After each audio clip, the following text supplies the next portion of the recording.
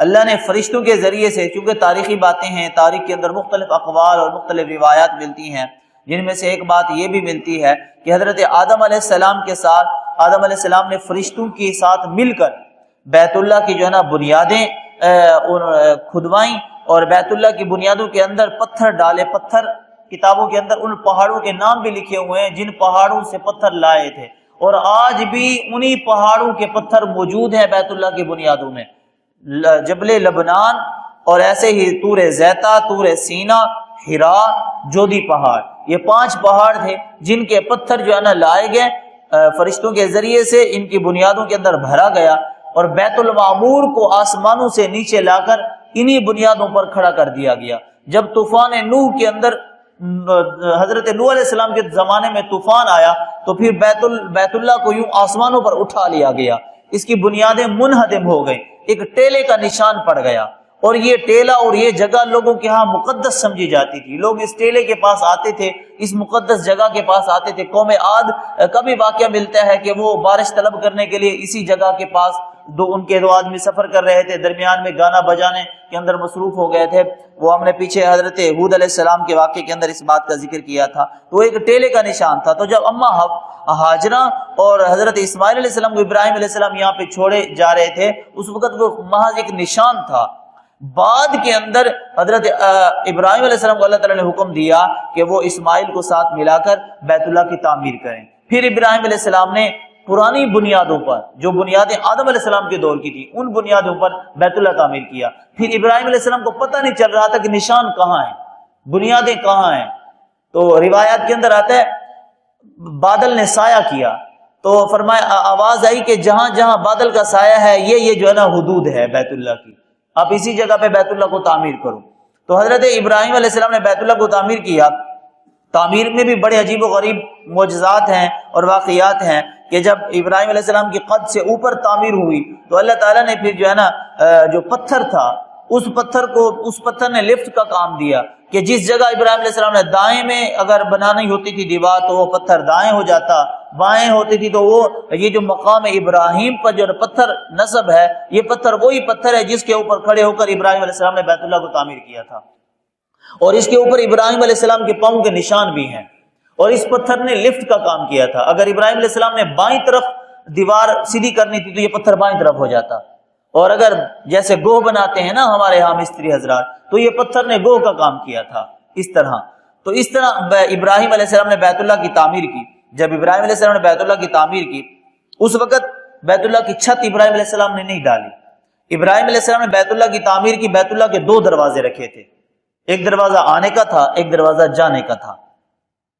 یہ ابراہیم علیہ السلام کے دور کی تعمیر۔ اور ابراہیم علیہ السلام کے دور کی تعمیر میں حتیم جو ایک آج الگ دیوار ہے، آج الگ ٹکڑا ہے، اس وقت یہ حتیم جو تھا یہ بیت اللہ کے اندر داخل تھا،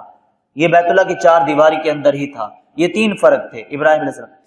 بعد میں دروازے ابراہیم علیہ السلام نے نہیں لگائے تھے، دروازے لگائے تھے شاہ یمن کے بادشاہ جس کا نام ہے طبہ، اس نے لکڑی کے دروازے لگائے تھے دونوں۔ بعد کے اندر بھی تعمیر ہوئی، امالکہ والوں نے کی، جرہم والوں نے کی، قصائی حضور صلی اللہ علیہ وسلم کے خاندان میں سے پردادا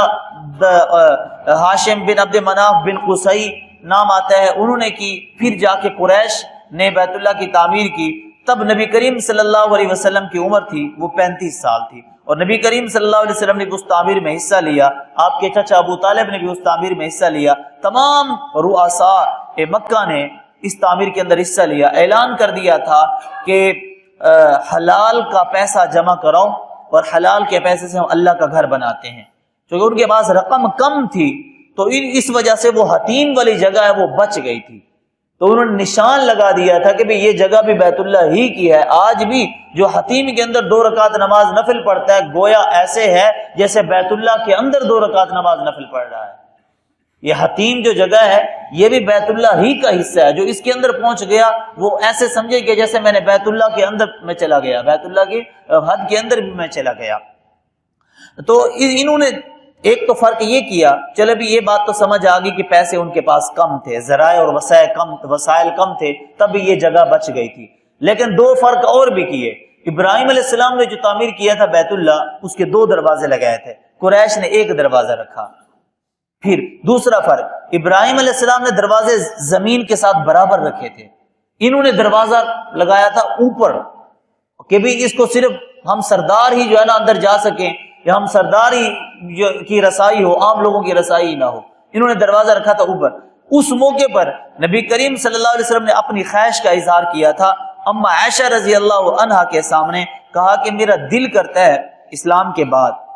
نبوت ملنے کے بعد، کہا کہ بھی میرا جی کرتا ہے کہ میں بیت اللہ کو گرا کر ویسے تعمیر کروں جیسے ابراہیم علیہ السلام کے دور کی تعمیر تھی، تو لیکن میں ابھی گرانا نہیں چاہتا کیونکہ نئے نئے لوگ مسلمان ہوئے تو فتنے کا اندیشہ ہے، تو اس فتنے کی وجہ سے اب میں بیت اللہ کو مسمار نہیں کرنا چاہتا، اب جیسے بن گیا ہے ویسے ہی رہیں۔ عبداللہ ابن زبیر رضی اللہ عنہ تک یہ حدیث پہنچی، تو عبداللہ ابن زبیر رضی اللہ عنہ نے گرا کر دوبارہ ویسے بنانا چاہا۔ حجاج ابن یوسف نے تنازع ہوا، اختلافات ہوئے، حجاج ابن یوسف نے آپ کی تعمیر کو نہ مانا، اس نے پھر جو ہے نا بیت اللہ کو ویسے بنا دیا جیسے قریش نے تعمیر کیا تھا، اور پھر اس کے بعد بھی ایک دو دفعہ تعمیر ہوا۔ پھر ہارون رشید نے خط لکھا امام مالک کے پاس، فتویٰ پوچھا کہ آپ وقت کے امام ہیں، آپ مجھے مسئلہ بتائیں کہ میں بیت اللہ کو گرا کر ویسے بناؤں جیسے حضور کی خواہش تھی، تو امام مالک رحمہ اللہ نے فتویٰ دیا کہ اب بیت اللہ کو گرانا جائز نہیں ہے، کیونکہ اگر میں نے تمہیں فتویٰ دے دیا کہ ہاں تو بیت اللہ کو گرا کر دوبارہ بنا، تو ہر آنے والا بادشاہ بیت اللہ کو کھلونا بنا دے گا، ہر آنے والا بادشاہ اپنی یادگار کے لیے، اپنی بادشاہت اور اپنے نمبر بنانے کے لیے وہ بیت اللہ کو گراتا رہے گا، اپنی مرضی سے بناتا رہے گا، اس میں نقش و نگار لگاتا رہے گا۔ اب جو تعمیر اس کی ہو چکی ہے، بس زمانے کے اندر اس کی مرمت تو ہوتی رہے، از سرے نو اس کو گرا کر دوبارہ تعمیر کی اجازت نہیں ہے۔ تو پھر ہارون رشید نے دوبارہ نہیں گرایا، نہ ہی دوبارہ نئے سرے سے تعمیر کی، بس بہرحال اس نے مرمت وغیرہ کی ہے اور اوپر خرچہ وغیرہ کیا۔ پھر اسی طرح حدیث مبارکہ کے اندر ایک قرب قیامت